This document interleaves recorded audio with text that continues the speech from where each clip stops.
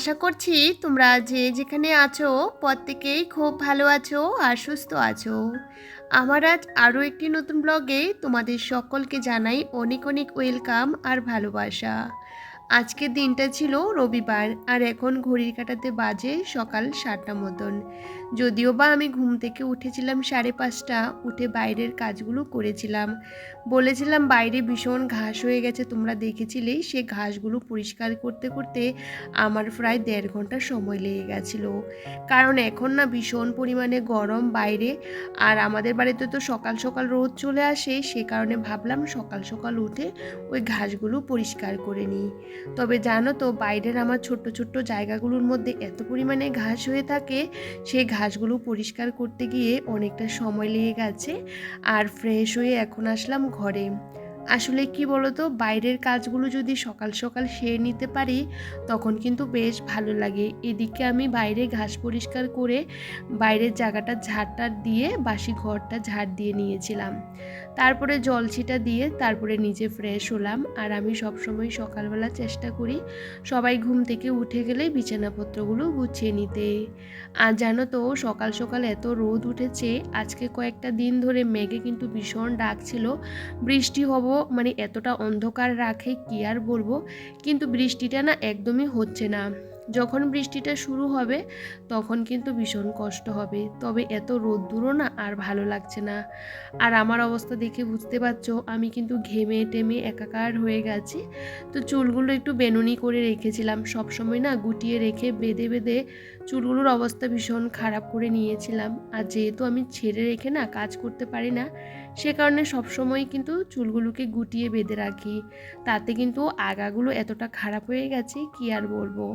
তবে যাই হোক, এদিকে ঘাস পরিষ্কার করতে করতেও কিন্তু আমি কিন্তু বাড়ি থেকে টুকিটাকি সবজি তুলে নিয়েছি।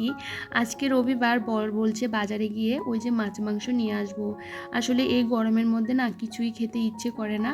তো ভাবলাম আজকে সিম্পল রান্নাবান্না করব। আমি আগের থেকে সমস্ত কিছু প্ল্যান করে রাখি যে আজকে কি রান্নাবান্না করব।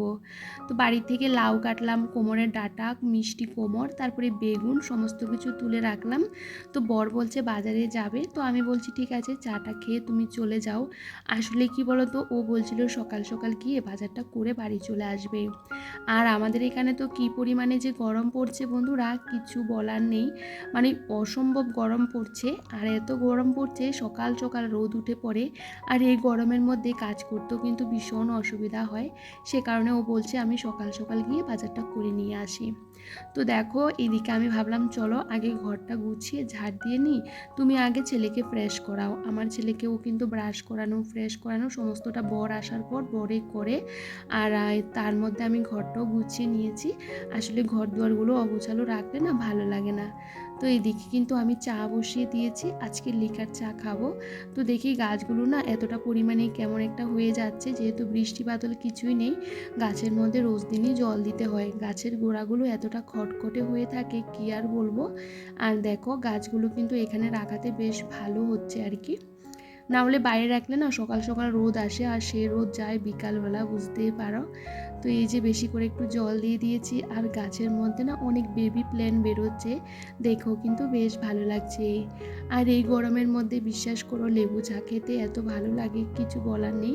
আমার তো বেশ ভালো লাগে। তো আজকে আমি বানিয়েছি লেবু চা। তো বর বলছে সকাল সকাল ওর অন্য কিছু বানাতে হবে না, চা বিস্কুট খেয়ে তারপরে ও বাজারে চলে যাবে।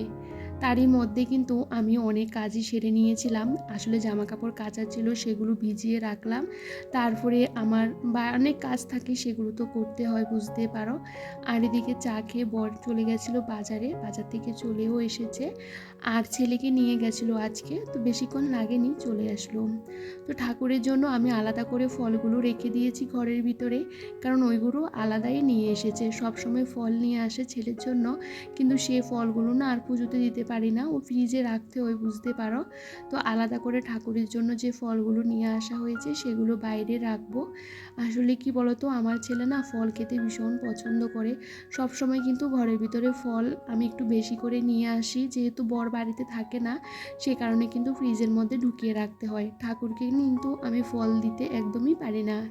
তো যাই হোক, বাজার থেকে নিয়ে এসেছে আদা, রসুন, পেঁয়াজ, তারপরে ওই যে চিংড়ি মাছ নিয়ে আসা হয়েছে, আর টুকিটাকি ফলমূল এগুলো নিয়ে এসেছে। আমি বারণ করেছি যে সবজি নিয়ে আসবে না, কারণ কি বলতো, আমার বাড়িতে টুকিটাকি অনেক সবজিপাতি আছে, আর গাছের কিন্তু ফুড ডাঁটাও একটা কেটে নিয়েছি। আজকে রান্না করব নিরামিষ তরকারি।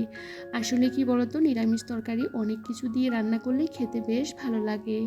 তো লাউ দিয়ে চিংড়ি মাছ দিয়ে করব, সেই চিংড়ি মাছটাও কিন্তু ঢেলে নিয়েছি, আর ঢেলে কিন্তু আমি বেছে টেছে পরিষ্কার করে রেখেছি। আর এই যে জামা কাপড়গুলো ভিজিয়েছিলাম অনেকক্ষণ আগে, কিন্তু কাচার আর সময় পাইনি, তো ভাবলাম চলো একটু বেশি করে ভিজলে কাচতে না অনেকটাই সুবিধা হয়। তো বাইরে কিন্তু কড়া রোদ্দুর উঠেছে, একদমই বাইরে যেতে ইচ্ছে করে না, তারপরও বাইরে কিন্তু যেতে হয়, যেহেতু আমার জলটা বাইরে, এই যে সবজিপাতি ধুতে, এটা সেটা ধুতে বারবার কিন্তু বাইরে যেতে হয়। তবে আমি ঘরের মধ্যে জল জমিয়ে রাখি না, খাবারের জলটাই শুধু ড্রামের মধ্যে থাকে, বাদ বাকি জলটা আমার বাইরে থাকে। আসলে আমার ঘরটা সেরকম ভালো না, তার মধ্যে জল জমিয়ে রাখলে কেমন একটা লাগে। তো যাই হোক, এদিকে রান্নাবান্না করার জন্য সবজিপাতিও আমি কেটে নিয়েছি। বর যখন বাজারে চলে গেছে তখনই কিন্তু আমি সবজিগুলো কাটতে অনেকটা আমার সময় লেগে গেছে, কারণ এখানে অনেক রকমের সবজিপাতি আছে, সাথে ডাঁটাও আছে, এগুলো কাটতে অনেকটা সময় লেগেছে। তো সমস্ত সবজিপাতিগুলো আমি কেটে আগে থাকতে গুছিয়ে রেখেছি। আর এদিকে রান্না করতে এসে দেখি মশলা শেষ হয়ে গেছে, জিরে ধনে গুঁড়োটা। আর আমি সবসময় জিরে ধনে কিন্তু ঘরের ভিতরে কিন্তু এভাবে ভেজে তারপরে গোটা কিনে নিয়ে আসি আর কি, সেটা ভেজে কিন্তু আমি গুঁড়ো করে তারপরে রান্না করি। তার মশলাটা না ভীষণ ভালো, ভীষণ স্মেল একটা। আর এমনি প্যাকেটের কিন্তু গোড়া মশলা আমরা খাই না। আর হলুদটাও পর্যন্ত আমার বাবা বাড়ি থেকে নিয়ে আসা, আমার না সেরকম মশলাপাতি কিনতে হয় না, ওই যে অল্প কিছু কিনলেই হয়ে যায়। আর দেখবে গোটা মশলা কিনে আনলে সেটা টেস্টটা আলাদা হয়, সাথে কিন্তু অনেকটা সেভও হয়। তো যাই হোক, এদিকে দেখো আমি কিন্তু রান্না বসিয়ে দিয়েছি, আর এদিকে ভাতটা আমি নামিয়ে নিয়েছি, আর এখানে সবজিটাও কিন্তু হয়ে যাচ্ছিল। গাছের যে কোনো জিনিস দেখবে বেশ ভালো লাগে। তো বাড়িতে না এই যে টুকিটাকি সবজিগুলো করি তারও যত্ন কিন্তু করতে হয়। যেটুকু পারি সবসময় পরিষ্কার পরিচ্ছন্ন করে ঘরে বাইরে সমস্ত কাজগুলো করার চেষ্টা করি। একা সংসারে থাকতে গেলে অনেক সময় বুদ্ধি করে কিন্তু মাথা ঠান্ডা করে কাজকর্মগুলো করতে হয়, কারণ ধৈর্য আর বুদ্ধি নিয়ে কিন্তু চললে সংসার জীবনে অনেকটা সুখ আনন্দ পাওয়া যায়। তো যাই হোক, আমার বর কিন্তু জানে না যে আমি আজকে কি রান্না বান্না করব, ও কিন্তু কখনোই জিজ্ঞাসা করে না যে তুমি আজকে কি রান্না করবে। ও কিন্তু আমি যেটাই রান্না করে দিই ও সেটাই খেতে ভীষণ পছন্দ করে।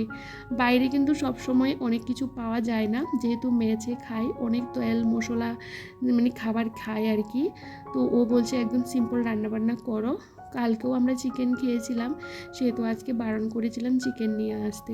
তো দেখো, চিংড়ি মাছ দিয়ে লাউ দিয়ে করেছি, আমের টক করেছি যেটা খেতে গরমের মধ্যে বেশ ভালো লাগে, আর সাথে করেছিলাম একটা তরকারি ঘ্যাট আর কি। আসলে ভেবেছিলাম একটা ডাল করব, কিন্তু আর ডাল করিনি, কারণ কি বলতো বন্ধুরা, ওই যে টুকিটাকি সবজি কিন্তু আগের দিনে রাতেও রয়ে যায়, সেটা খাবারের সময় গরম করে খেয়ে নেব। আর এখন এই যে রান্নাবান্না করে বাসন কোসনগুলো মেজে বাইরে জল জ্বলতে রেখে দিয়েছি। এখন কি বলতো, তাড়াতাড়ি করে কাজগুলো করে নেওয়ার চেষ্টা করছিলাম। আর আজকে আমি কিন্তু 11টার আগে রান্নাবান্নাগুলো কমপ্লিট করে নিয়েছিলাম, কারণ আমার ঘরেও কাজ আছে, আমার ঘরের পিছনেও কিছু কাজ আছে, সেগুলো করব। আসলে জানালার গ্রিলের মধ্যে আমরা কিন্তু কালার করছিলাম আর কি। আগে আমরা প্রাইমার করেছিলাম, সে প্রাইমারগুলো না 5 বছর হয়ে গেছে, খারাপ হয়ে গেছে। তো বর আর আমি মিলে জানালাগুলো কালার করেছিলাম, সেটা তোমাদের সাথে শেয়ার করিনি। আর আমার অবস্থা ভীষণ খারাপ হয়ে গেছে। আর ছেলে কিন্তু ঘরের ভিতরে বসেছিল, আর জানালার মধ্যেও বসে বসে আমাদের দেখছিল। তো দুজনে মিলেমিশে কাজ করলে কি বলতো বন্ধুরা, অনেকটা তাড়াতাড়ি হয়ে যায়।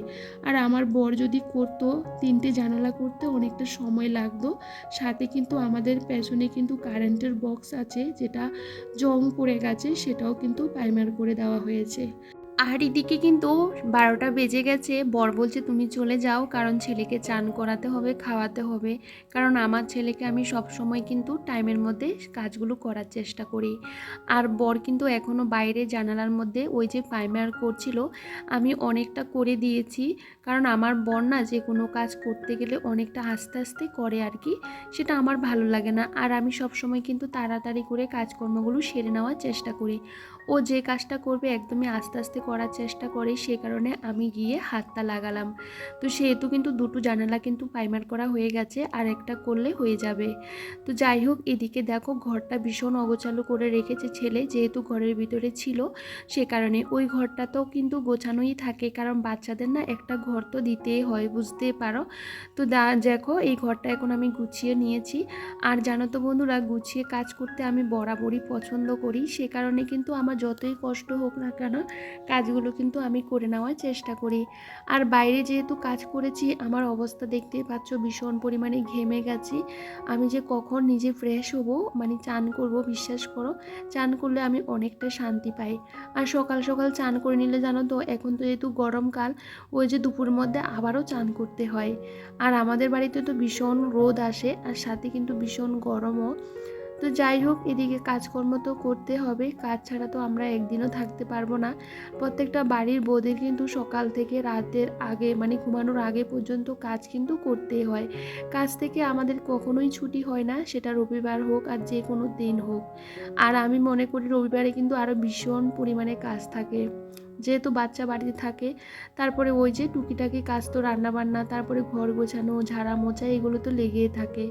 তো যাই হোক, এখন দেখো ভালো করে ঘরটা কিন্তু ঝাড় দিয়ে নিচ্ছি। যদিও বা ঘরের মধ্যে সেরকম নেই, শুধু ঘরটা অগোছালো করে রেখেছিল। আর এই যে আমি আর্টিফিশিয়াল গাছটা রেখেছি, এটা না এতটা পরিমাণে ধুলো পড়ে, মানে রোজ দিনই মুছতে হয়, যেহেতু একদমই এই যে সামনে, তার মধ্যে বুঝতে পারো কোথায় বা রাখবো। যাই হোক, এদিকে মুছে জায়গাতে রেখে দিয়েছি। বাইরে এতটা পরিমাণে রোদ, কি বলবো, একবার মেঘ করছে একবার রোদ উঠছে, কিন্তু কিছুতেই বৃষ্টি হচ্ছে না। তো ছেলে এদিকে খেলা করছিল, আর আমি ভাবলাম চলো এই যে ঘর দুয়ারগুলো ঝাড় দিয়ে মুছে ছেলেকে চানটা করিয়ে দেব। কারণ আমি যতই কাজকর্মে ব্যস্ত থাকি না কেন, বাচ্চাকে সবসময় টাইমের মধ্যে খাইয়ে ঘুম পাড়িয়ে দেওয়ার চেষ্টা করি। আর আমাদের মতো বাড়ির বউদের কাজ কিন্তু কখনোই শেষ হয় না, দেখবে যত তাড়াতাড়ি কাজগুলো করবে তত তাড়াতাড়ি দেখবে একটা কাজের পর একটা কাজ হাজির হয়। ভাবি আজকে বেশি কিছু করব না, যেটুকু প্রয়োজন সেটুকুই কাজকর্ম করব। কিন্তু জানো তো, নিজের সংসারের কাজ কিন্তু অনেকটাই থাকে, কারণ নিজের একটা সংসার হলে দেখবে সমস্ত কাজগুলো নিজেকেই করতে হয়, তার মধ্যে একা সংসার, বুঝতেই পারো। যাই হোক, এদিকে দেখো আমি কিন্তু ঘর দুয়ারগুলোকে মুছে এই যে ফাঁকাগুলো ছেড়ে দিয়েছি। আর সকাল সকাল দেখবে সমস্ত কাজগুলো টাইমের মধ্যে হয়ে গেলে বেশ ভালো লাগে। আমি সকাল থেকে কিন্তু এক ফোঁটা বসি না, সবসময় চেষ্টা করি সকাল সকাল উঠে সমস্ত কাজগুলো করে নিতে। একটু বেলা হয়ে গেলে আমার কাজ করতে একদমই ভালো লাগে না। যাই হোক, এদিকে দেখো আমি চান করে কিন্তু পুজোটাও দিয়ে দিয়েছি। আর পুজোটা কিন্তু করতে করতে আমার আজকে অনেকটা দেরি হয়ে গেছে, তারপরে ছেলেকে খাওয়াবো।